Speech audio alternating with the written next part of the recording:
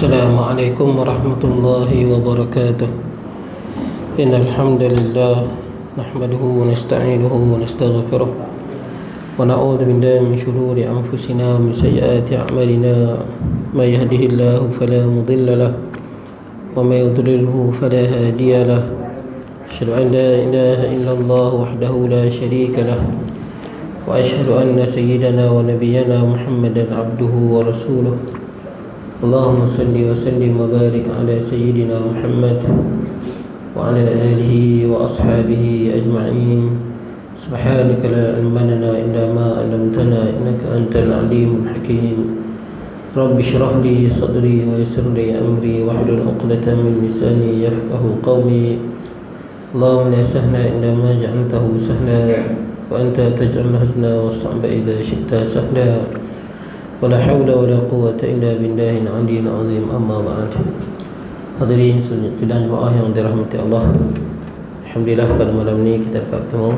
Jadi insya-Allah tadi pengurusi beritahu kita akan ada tahlil lepas ni kan. Ada tahlil kiranya dalam 10 minit ke sebelum nak isyak tu kita terus dengan tahlil lah. Niat untuk semua tuan-tuan. Jadi tuan-tuan yang tahlil tu niat lah untuk mak ayah kita lah, ada hidup ataupun dah meninggal, niat mak ayah dan seluruh kepada ni lah orang yang menyediakan makanan ni tuan-tuan, kepada arwah-arwah dia lah. Baik, jadi tuan-tuan kita terus tuan-tuan, kita berhenti di mana? Lepas dah tanya muka nangkit tu, berhenti di situ kan. Jadi terusnya dan bangkit, betul lah ya. Qala musannifu rahimahullahu ta'ala wa nafa'ana bi ulumi fid darain. Kata pengarang, dan bangkit pada hari kiamat daripada kubur, dan hasyrun yakni perhimpunan, dan nashrun bangkit semula. Makna dia ini juga akidah yang kita kena beriman dan kita percaya manusia akan dibangkitkan semula di akhirat kelak. Maknanya kita mati, kemudian kita akan dihidupkan semula. Yang mana kebanyakan orang yang bukan Islam ataupun yang tak beriman sukar nak terima kenyataan ni lah. Sebab macam mana dah mati kemudian boleh jadi hidup balik, dah mati kan. Sampai dalam surah Nazi'at orang kafir sebut yaquluna inna lamarduduna fil hafirah. Adakah kita ni dah jadi tulang binasa habis dah, tiba-tiba kita nak hidup balik. Nah. Jadi ini yang menyebabkan sebahagian orang daripada zaman Rasulullah lagi sukar nak menerima dakwah ni kerana tak percaya macam mana boleh hidup balik. Tapi kita wajib percaya. Apa buktinya tuan-tuan yang kita akan hidup balik? Supaya kita boleh fikir tuan-tuan, apa logiknya kita ni boleh hidup balik? Maka Allah Ta'ala sebut dalam Quran banyak tuan-tuan tentang tumbuh-tumbuhan. Yang mana kata Allah, falyanzuril insanu ila ta'amih, hendaklah manusia tengok pada makanan dia. Contoh kita makan padi ya, tak pun gandum ke kurma ke. Anna sababnal ma'a sabba, Allah Ta'ala yang menurunkan hujan kan. Summa syaqaqnal arda syaqqa, Allah Ta'ala yang belahkan bumi supaya tumbuh padi, tumbuh gandum, Allah Ta'ala.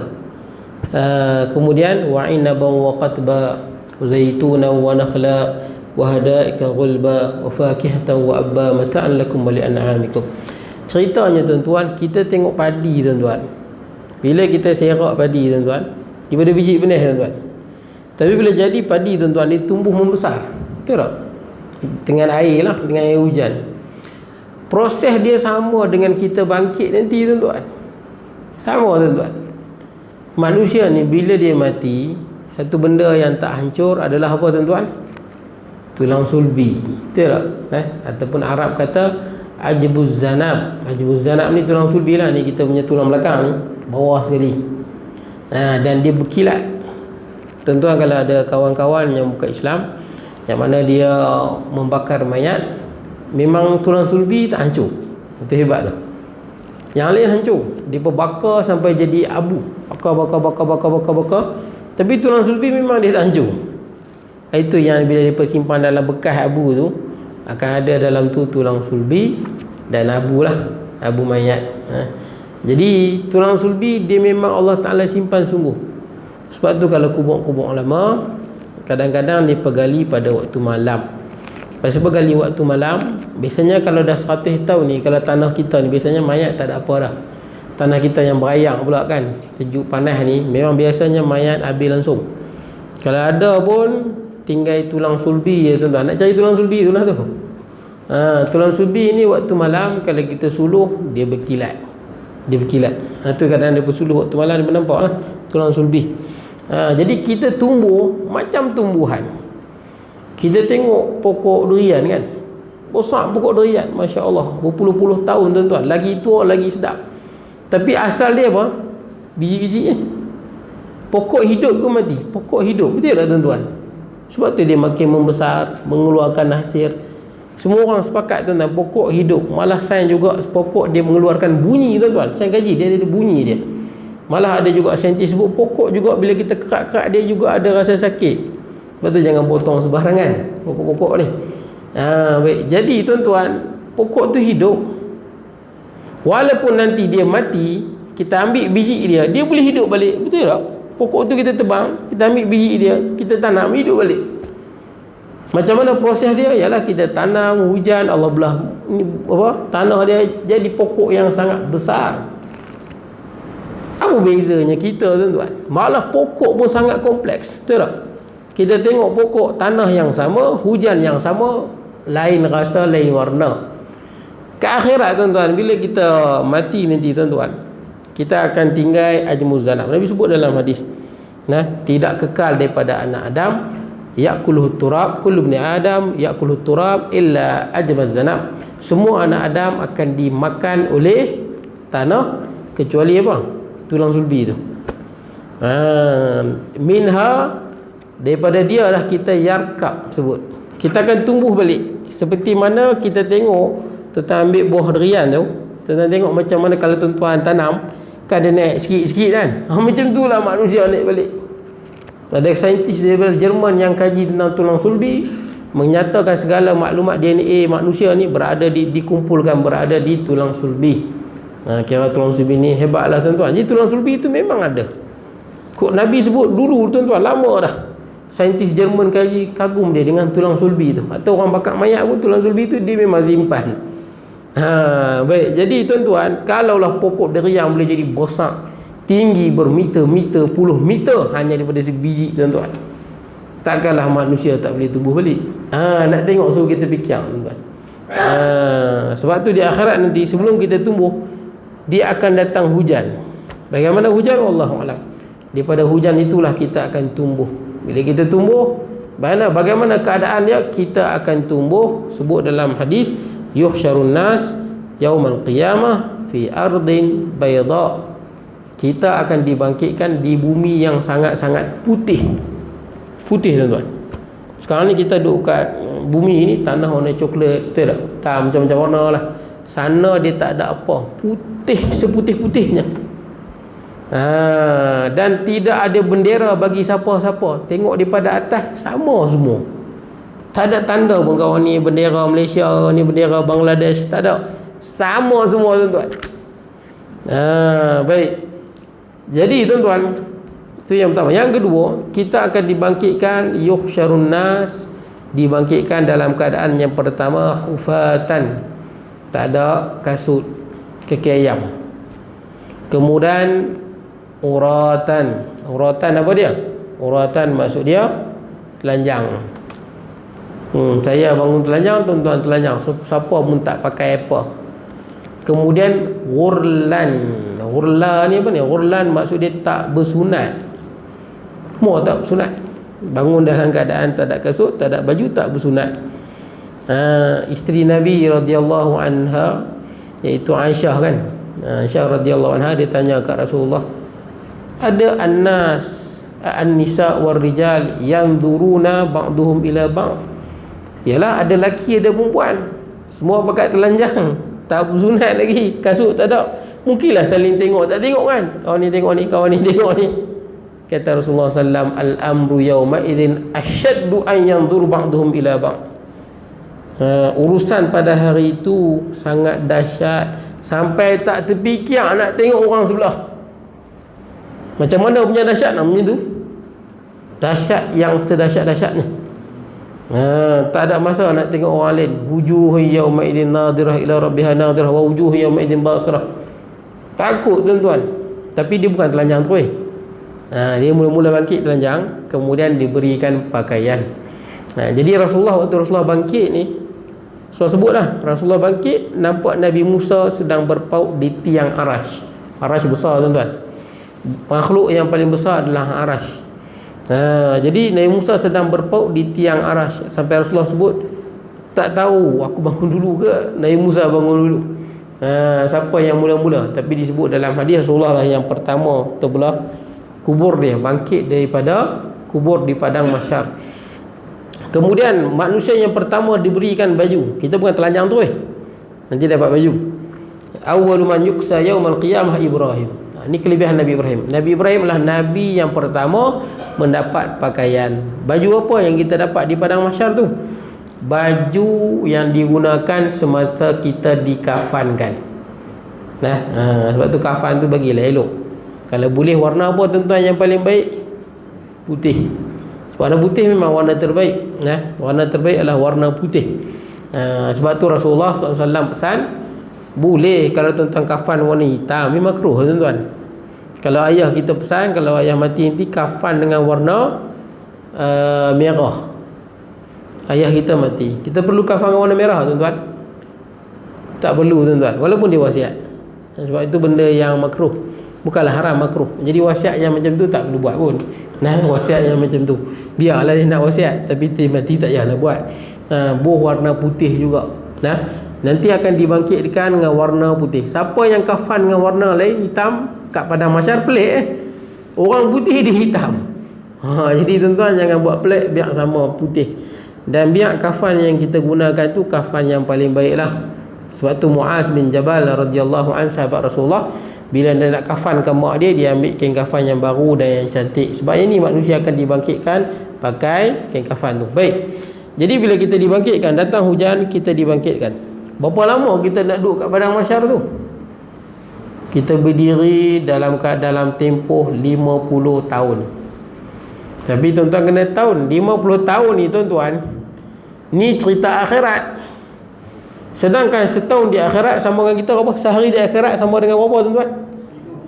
1000. Maksud dia sehari di akhirat, dalam kiraan kita 1000. Tuan-tuan jangan cerita akhirat tuan-tuan. Tuan-tuan kalau biasa dengan alam jin, alam bunian jin sama lah tuan-tuan.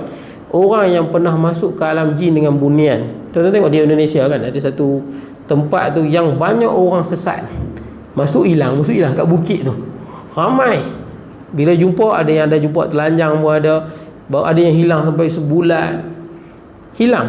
Ada seorang baru ni dalam bulan ni tu, bulan lepas, dia di Indonesia tu, di bukit tu, dia hilang sebulan, dia pun jumpa dia. Tapi dia cerita, orang yang masuk ke alam bunian ni, dia akan rasa sesat. Betul tak? Dia rasa macam baru 2 jam, 3 jam, rupanya berminggu dah. Konsep masa lain. Ada satu kawan saya cerita di Teluk Intan tu, bekas komando. Cerita yang tu lah, dia orang ramai dia hilang punya lama. Dia kata gitulah, ingatkan dia mati rupanya. Dan benda ni memang berlaku tuan-tuan. Pada zaman Sayyidina Umar, ada seorang lelaki yang kena colek dengan jin dan dikurung di dalam penjara jin sampailah dia dilepaskan. Biasanya siapa yang masuk, memang jin boleh tangkap tuan-tuan, bawa ke alam dia. Dia boleh tangkap. Biasanya jin ni takut dengan manusia, dia tak berani, kecuali ada apa-apa lah tuan-tuan. Ada apa-apa sebab lah, dia tak puas hati apa ke, dia bawa geng ramai dia sikit, dia berani lah. Biasanya dia tak berani. Jin ni dia takut dengan manusia lebih daripada tuan-tuan takut dengan dia. Itu jin. Itu hakikat dia. Cumanya tuan-tuan kadang-kadang dia ada berani lah. Dia ramai geng ke, dia bawa dia punya tentera ke, tangkap tuan-tuan, kurung, boleh. Jadi tuan-tuan, siapa yang duduk di alam jin, masa dia lain. Walaupun kita rupanya sana lama, kita di sana sekejap, kita lama tuan-tuan, nampak tak? Sana mungkin sehari, kita mungkin dah sebulan lebih. Yang budak tu saya baca cerita, dia rasa sesat dia.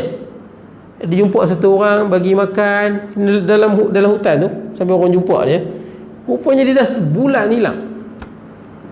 Jangan tu baru cerita alam jin. Alam malaikat lagi hebat tuan-tuan. Alam malaikat lebih hebat banding alam jin. Alam akhirat, bukan bandingan, sehari sama dengan 1000 tahun. Jadi kalau setahun sama dengan berapa tuan-tuan? Setahun dah 3600 tahun. Kali 50 tahun, kali 50. Allahu Akbar tuan-tuan. Saya tak tahu apa juta tuan kali tuan-tuan. Apa juta tuan-tuan? 150 juta. Macam tu lah tuan-tuan. Lama diri tuan-tuan. Dan semua dalam keadaan berdasarkan amalan masing-masing. Sebut dalam hadis, ada yang dia ada peluh tuan-tuan. Lagi banyak dosa, lagi banyak peluh. Ada yang peluh dia sampai di buku lali, ada yang sampai di lutut, ada yang sampai di pinggang, ada yang sampai terus ke hidung dia, ke mulut dia, tenggelam tuan-tuan.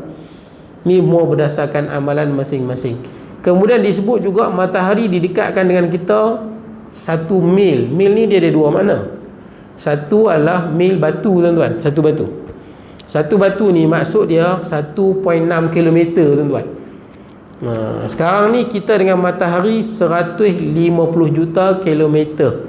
Jarak kita dengan matahari 150 juta kilometer.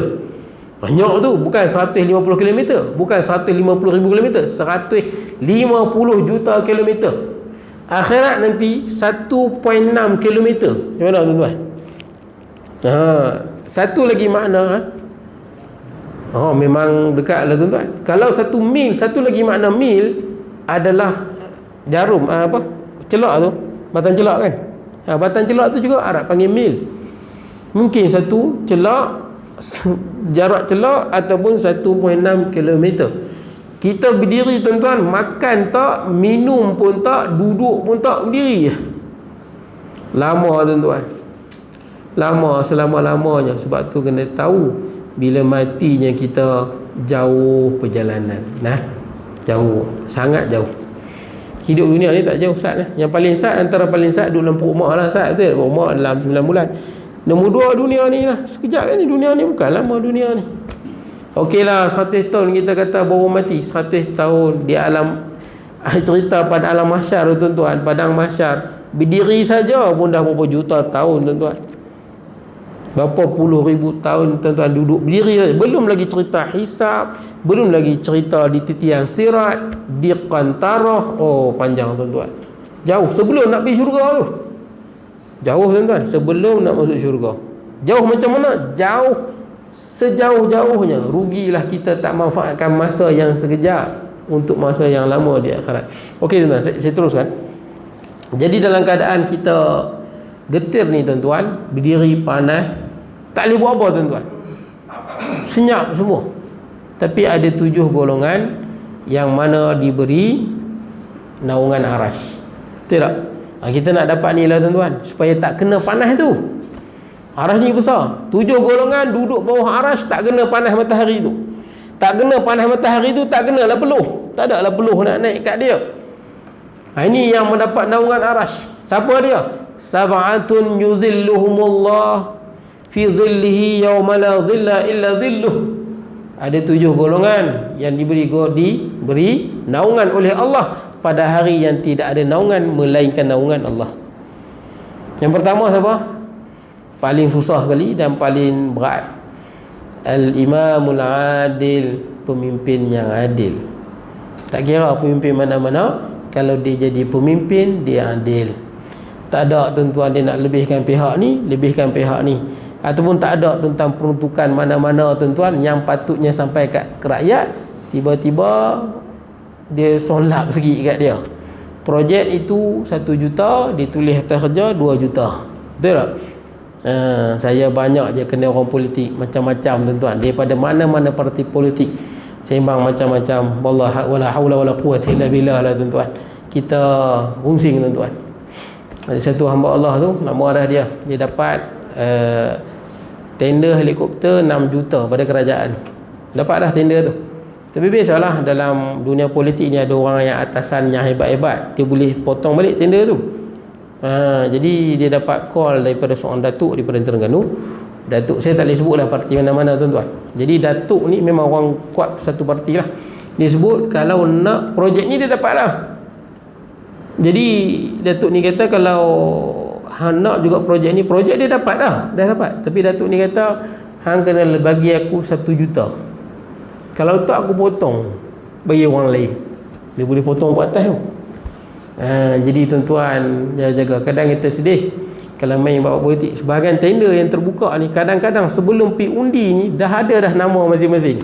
Kesian dah orang lain datang tuan-tuan nak dapat tender kan. Rupanya dah ada dah orang di sebaliknya. Saya bagi contoh tuan, baru ni Tuan Ibrahim Toman tu, kenal Tuan Ibrahim Toman? Ada orang jumpa Tuan Ibrahim Toman, orang kata dia menteri apa tau, menteri Alam Sita ke? Sumber kan? Orang minta kat dia ni, saya cerita ni orang yang rapat dengan bodyguard dia lah. Orang jumpa dia kata ni, Datuk, bagilah saya projek. Tuan-tuan kalau jumpa boleh bagi projek tu. Walaupun buka tender tu buka, dia akan dapat kat dia juga pasal dia dah ada kira ke belakang lah. Tuan Ibrahim Toman kata kalau nak projek minta kat Allah, bukan minta kat saya. Itu penting kan. Bila tender kalau terbuka, biar terbuka betul. Kesian ramai perai orang yang nak dapat tender tu datang daripada jauh semua dengan duit tuan-tuan. Tiba-tiba sebelum waktu nak kira dah ada orang belakang lah. Oh, jaga-jaga. Jadi pemimpin yang adil, tak kira siapa-siapa pun jadi pemimpin yang adil. Itu yang pertama. Kalau boleh adil, hebat. Itu yang pertama. Yang kedua apa? Yang kedua, wasyabun nasya'a bi'ibadati rabbih. Pemuda yang daripada muda hidup dalam menyembah Tuhannya. Mana dia apa? Siapa sini, siapa-siapa lah tuan-tuan. Dia daripada start dia balik sampai dia ketua tak pernah tinggal semayang, tak pernah tinggal puasa. Ni tuan-tuan special. Ramai juga kita jumpa dulu muda-muda tak semayang, dulu muda-muda macam-macam nakal tuan, dah tua-tua taubat. Bagus tuan, bukan tak bagus. Ada satu pakcik ni gangster tuan. Bukan gangster main, gangster betul gangster lah. Kawan pun mati, banyak kena tembak, mati bergaduh. Gangster dalam gangster dia tu ada India, ada Cina, ada Melayu. Baru ni cerita kat saya kawan dia masuk Islam, kawan dia. Pergi jumpa dia, badan penuh tatu ni. Hang nak apa? Oh, member kata dulu muda-muda aku ikut hang. Dah tua nak ikut juga. Kata nak apa aku taubat lah. Kata aku nak masuk Islam. Gangster tu nak masuk Islam. Masuk Islam kat Selinsing. Masuk Islam mengucap badan penuh tatu kat badan. Jadi tuan-tuan, itu kelebihan orang. Boleh kita muda-muda kita ni sampai gangster cerita ada kawan dia dulu teruk gangster tapi taubat mati atas sejarah. Baguslah. Tapi tak boleh challenge dengan orang daripada muda lagi start dia baliak, dia tak tinggal semayang. Yang ni tak boleh challenge. Lagu mana hang taubat pun tak boleh challenge ni. Pasal apa? Dia daripada muda lagi dia dah menyembah Allah Azza wa Jal. Siapa yang start pada baliak dah tak tinggal puasa, dah tak tinggal yang wajib, tak pernah tinggal dah. Kalau buat dosa cepat-cepat taubat. Yang ni nombor 2 tuan-tuan, yang mendapat naungan arasy. Beza tuan-tuan. Tapi kalau kita dah tak dapat tuan-tuan, dah terlepas dulu muda-muda banyak berfoya-foya tuan-tuan, tak apalah, kita pilih yang lain pula. Ada lagi tuan-tuan peluang yang lain. Okey, yang ketiga, warajulun. Ni boleh tuan-tuan, semua boleh. Qalbuhu mu'allaqum fil masajid. Laki yang hati dia terikat dengan masjid. Ini kita kena latih lah tuan-tuan. Kadang kita duduk kampung, kita main masjid lah. Bila pergi bagan serai, azan, pergi kedai dulu lah. Kadang-kadang tuan-tuan, kita kena latih tuan-tuan, pergi mana-mana bila azan pergi masjid. Hati tu terikat dengan masjid sungguh-sungguh. Ni kita boleh tuan-tuan latih diri, hati terikat dengan masjid. Itu yang ketiga. Yang keempat, warajulani tahabbani fillah. 2 orang lelaki yang berkasih sayang kerana Allah. Ijtama alaih wa tafarraqa alaih. Mereka bertemu kerana Allah, berpisah kerana Allah. Macam mana ni? Siapa sahaja berkasih kerana Allah, bukan pasal duit, bukan pasal pangkat, bukan pasal dia ada kedudukan, bukan pasal nak projek, bukan pasal nak nama, bukan. Tapi atas dasar semua sama Islam, sayang ni kerana Allah. Sebab tu tuan-tuan, itulah kelebihan kita main mengaji.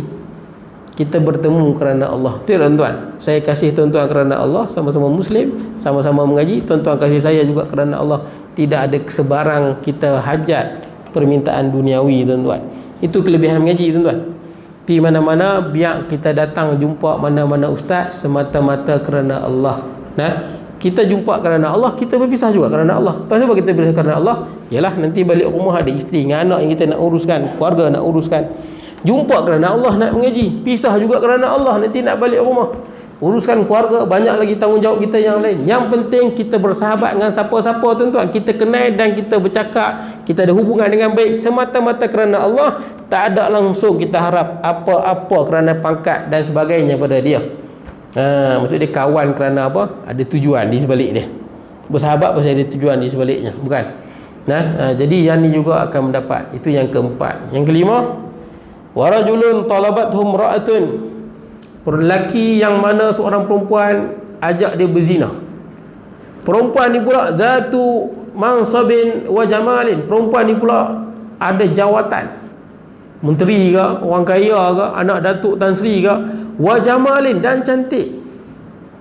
Kalau yang ajak tu pun negro tuan-tuan, tuan-tuan tengok pun tak lalu, tak dapatlah tuan-tuan.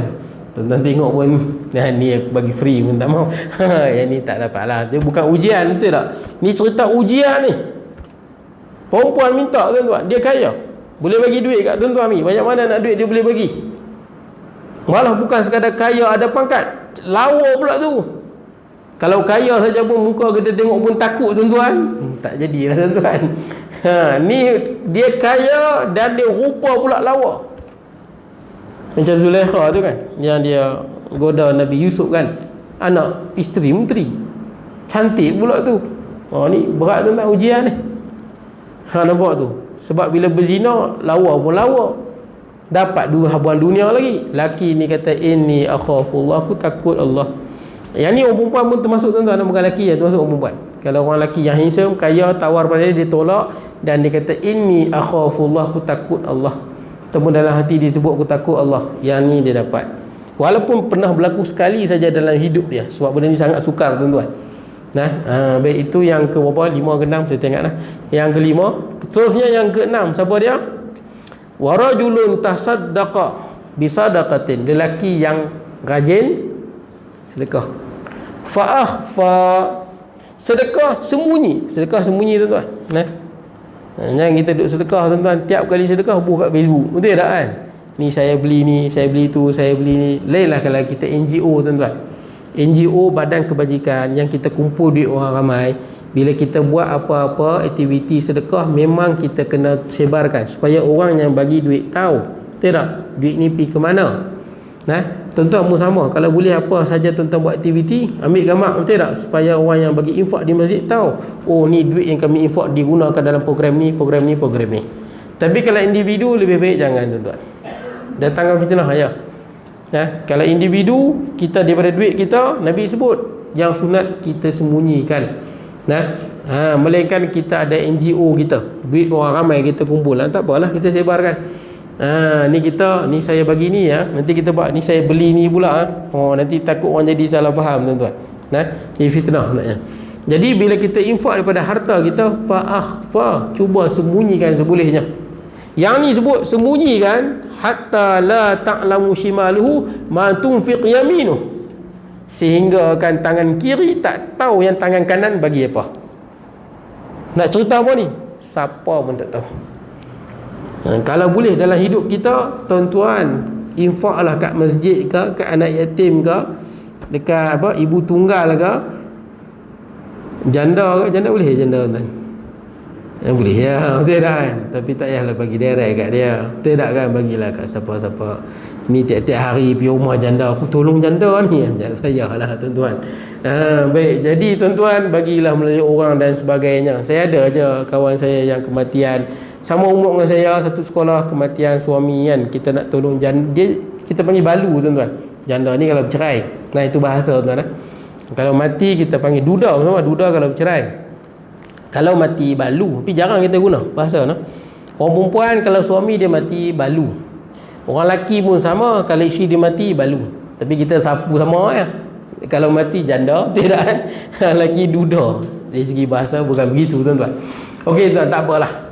Jadi ada juga yang sama. Tapi bila nak bagi infak, takkan saya pergi seorang, betul tak? Kalau saya pergi seorang, orang pun pelik, dia macam ustaz ni, saya bawa isteri saya, yang bagi isteri saya yang bagi, betul tak? Tak timbullah fitnah. Tapi baguslah kita bagi kat dia, ibu tunggal, balu dan anak dia yang masih yatim tuan-tuan. Tak ada ayah yatim dan belum balik lagi. Okey tuan-tuan. Itu yang ke-6. Jadi infak tuan-tuan pastikan kita cuba buat, ada kita sedekah yang isteri kita tak tahu, siapa pun tak tahu, dan jangan bercakap senyap dah bagi sudah. Jangan dah bagi termenung. Bagus betul aku ni. Jadi ujuk dah pula tuan-tuan. Tak payah, dah bagi sudah. Amal kebaikan dah buat, jangan duk kenang-kenang. Sebelum tidur kenang. Hui, kalau dia tahu lah aku ni macam ni, baru tahu aku ni bagus ni. Dia rosak pula dah. Dia jadi yang ujuk. Kalau dah buat baik sudah. Dia dah jadi simpanan kita di akhirat. Baik, kemudian yang ketujuh apa? Wa rajulun zakarallaha khalian fafadan ainah. Lelaki yang ingat Allah meleleh air mata. Dia ingat Allah meleleh pasal takut pada Allah atau merindu pada Allah Azza wa Jalla. Okey tuan-tuan, seterusnya tuan-tuan. Panjang cerita ni. Dan hisab dan dibalas segala amal yang baik dengan syurga dan yang jahat dengan neraka, dan wajib beriman dengan hisab. Hisab ni lagu mana tuan-tuan? Okey, kita tahu kan hisab nanti di akhirat, al-yauma nakhtimu ala afwahihim, pada hari kiamat akan ditutup mulut, wa tukallimuna aydihim, Allah Taala jadikan tangan boleh bercakap, wa tashhadu arjuluhum, kaki pun menjadi saksi, bima kanu yaksibun, apa yang dia perbuat. Tapi bukan semua tuan-tuan. Banyak orang, sebahagian orang dibaca ayat ni dia akan semua orang, bukan. Lain tuan-tuan. Hisab ni dia ada 3 hisab. Kan dalam Quran sebut, betul tak? Fa amma man utiya kitabahu bi yaminihi fasawfa yuhasabu hisaban yasira. Siapa dapat kitab amalan daripada tangan kanan, hisab dia mudah. Apa itu hisab mudah? Wa amma man utiya kitabahu wara'a dhahrih. Siapa yang dapat kitab daripada belakang ataupun daripada kiri, fasawfa yad'u thubura, maka dia akan menjerit, celaka aku ni. Wa yasla sa'ira, dia akan masuk neraka. Apa beza dia tuan-tuan? Dia ada 3 jenis hisab. Yang pertama, orang yang beriman. Hisab dia buat kita semua tuan-tuan. Orang beriman yang baik tuan-tuan, yang beramal soleh dan meninggalkan dosa. Macam mana hisab dia? Sebut dalam hadis dah. Yang hisab dia disebut sebagai al-aradu. Al-arad. Hisab ni dia ada 2 makna. Al-arad dengan munaqashah. Dia dua-dua betul. Al-arad ni maksud dia apa? Semua orang yang beriman, insya-Allah tuan-tuan, kita masuk orang beriman, beramal soleh, hisab dia di akhirat, nanti Allah akan mendekat pada dia. Dekat macam mana? Allah Taala tak bertempat, wallahu alam tuan-tuan. Inna rabbahu yudni ilaih, Allah Taala dekat pada dia. Fa yad'u alaihi kanafu, Allah Taala tutup. Antara semua tuan-tuan, saya dan tuan-tuan, kita hisab dengan Allah semua secara tertutup, one by one, antara kita dengan Allah. Makhluk lain tak tengok. Ini hisab orang beriman. Orang beriman tak dibentangkan amalannya seluruh alam tengok, bukan. Orang beriman sebut dalam hadis yang sahih, dia di padang mahsyar nanti dihisab antara dia dengan Allah. Nak cerita lama lah tuan-tuan, betul tak? Tadi berdiri pun dah berapa ratus juta tahun, hisab seorang-seorang. Ui, lama tuan-tuan. Lama tuan-tuan. Rajin-rajinlah beramal tuan-tuan. Itulah saya sebut rajin-rajinlah. Tak tahu bila nak mati. Malas saya tak tahu. Kalau malas beramal, kita tanggunglah tuan-tuan. Kita yang malas kan. Baik, jadi tuan-tuan, tutup. Dah tutup, buat apa? Allah bentangkan segala dosa yang pernah kita buat. Semua orang beriman pernah buat dosa. Betul tak tuan-tuan? Tak ada orang yang tak pernah buat dosa. Allah Ta'ala kata pada dia, Ata'arifu hadha dham, Ata'arifu hadha dham, Ata'arifu hadha dham. Tengok ni dosa ni, hang tahu tak hang buat dosa ni? Ni dosa hang buat pada sekian dan sekian. Dosa ni buat sekian dan sekian. Dosa ni sekian. Dibentangkan segala dosa kita. Orang beriman ni tuan-tuan terus mengaku, Na'am bal, Na'am ay Rabb, Na'am ay Rabb. Betul, wahai Tuhan. Kita mengaku semua. Memang kita buat. Ni orang beriman. Siapa pun tak tengok antara kita dengan Allah.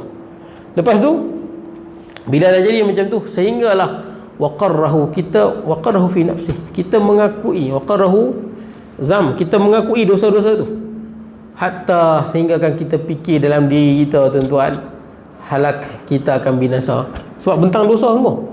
Sampai kita orang beriman ni, bila dibentangkan dosa kita daripada muda sampai ketua, kita tengok, binasalah aku hari ni. Kemudian apa kata Allah? Dalam keadaan kita takut tuan-tuan, depan kita amalan baik, belah kanan amalan baik, belah kiri dosa, depan neraka tu kan. Neraka ni bukan api macam tu. Neraka ni dia bercakap, Suara dia menggerunkan tuan-tuan. Ketika kita takut tuan-tuan, Allah Ta'ala berfirman, satartu alaika fid dunya, dosa hang ni dulu aku tutup, ramai orang tak tahu. Wa aghfiruha lakal yaum, hari ni aku ampunkan semua. Ini orang beriman. Kita sikit tuan-tuan. Itu hisab orang beriman ni. Orang kafir pula, orang kafir hisab dia kafir dengan fasik tuan-tuan. Kafir, fasik, munafik. Kalau kafir tuan-tuan, dia punya hisab ataupun kita fasik lah tuan-tuan, orang yang beriman tapi tak jalankan tuntutan-tuntutan dia, dia punya hisab di depan khalayak ramai, orang semua pakai tengok, dibentangkan segala amalan dia, semua orang tengok.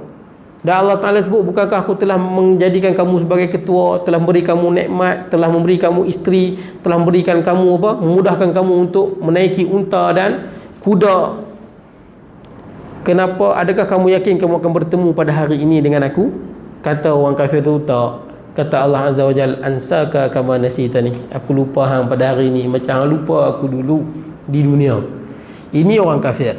Nah, malah mereka akan dimunaqasyah amalan mereka tu. Detail munaqasyah tuan-tuan. Munaqasyah ni macam mana? Munaqasyah hisab ni maksud dia bukan mentang. Dia cek betul-betul mana dosa, mana pahala, mana dosa, mana pahala. Nabi sebut man nuqashal hisab halak. Siapa yang dibicarakan betul-betul dia punya hisab, dia akan binasa. Ini orang yang fasik dan kafir tuan-tuan. Nah, kalau munafik, orang munafik pula bila Allah Ta'ala tanya, dia kata apa? Allah, wahai Tuhan, aku beriman, amantu bik, aku beriman denganmu ya Allah, wa bi kitabik, dengan kitabmu, wa bi rasulik, dengan rasul kamu, wa sumtu wa salaitu wa tasaddaqtu, aku puasa, aku sembahyang, aku sedekah. Kemudian kata Allah, kami akan datangkan saksi atas apa yang berbuat. Maka al-yawma nakhtimu ala afwahihim, itu lah tu, ditutup mulut, wa tukallimuna aydihim wa tashhadu arjuluhum, yang mana kaki, tulang, paha dia, daging semua menjadi saksi ke atas dia. Betul tak? Rupanya dia buat benda ni, dalam hati dia lain. Ini orang munafik. Sebab tu berhati-hati dengan ajaran yang bukan-bukan. Nah, tak kira lah Mu'tazilah ke, Qadariyah ke, Syiah ke, Murji'ah ke, kita takut, kita sangka kita Islam. Rupanya kita dah rosak akidah. Mati nanti kita duduk kelompok munafik. Bahaya tu tuan-tuan. Nah, tu yang kita duduk main mengaji akidah ni. Takut jatuh kelompok munafik, duduk perasan Islam. Betul tak? Rupanya dah di sisi Allah terjatuh dalam kelompok munafik. Sebab akidah dah rosak. Baik tuan-tuan. Habis tuan-tuan, akan datang kita sambung bawah tu. Saya nak ke tahlil terus tuan-tuan. Boleh tuan-tuan no? Kita nak tulis tahlil. Akan datang kita sambung bawah tu pada yang wajib beriman. Wajib kita percaya haud telaga Nabi, haud Nabi. Baik tuan-tuan, sebelum saya lupa tuan-tuan, saya setiap ceramah saya di mana-mana masjid ataupun surau, saya ada buat rakaman ni. Saya buat rakaman sikit, saya buat di sini dan saya letak di YouTube tuan-tuan. Tapi gambar tak ada sebab nak buat gambar lagi susah, nak kamera apa kan. Saya rakam saja. Saya bubuh di YouTube tentang, kalau nak dengar balik ataupun nak dengar ceramah saya di masjid yang lain, tuan-tuan boleh buka lah di YouTube lah. Jadi baru yang saya buat tuan-tuan, adalah beberapa video saya letak. Sebab saya dah ada benda ni, saya rakam, saya letak lah. Kut tuan-tuan nak dengar cerita ke apa ke, di tuan-tuan type saja di YouTube tu. YouTube lah, bukan Facebook lah. Di YouTube Siri kuliah peribadi. Malam ni pun insya-Allah, esok saya dah bubuh dah. Tapi gambar bukan gambar saya lah, gambar pokok lah, gambar langit lah, macam tu lah tuan-tuan, gambar gunung ganang lah. Tapi suara tu biasalah, tuan-tuan nak kereta bukan nak tengok gambar pun, betul tak? Kita nak dengar ceramah ya. Biasanya esok dah masuk dah yang ni. Saya bubuh tajuk kitab ni lah, dan tajuk malam ni lah yang kita bicarakan, hisab dan padang mahsyar. Jadi siri kuliah peribadi. Siri kuliah peribadi. Saja bubuh lah tuan-tuan, dapat pahala, mudah-mudahan lah ada pahala. Baik tuan-tuan, InsyaAllah kita terus dengan tahlil. Astaghfirullahaladzim alladzi la ilaha illa huwal qayyum wa atubu. Astaghfirullahaladzim alladzi la ilaha illa huwal qayyum wa atubu. Astaghfirullahaladzim alladzi la ilaha illa huwal qayyum wa atubu.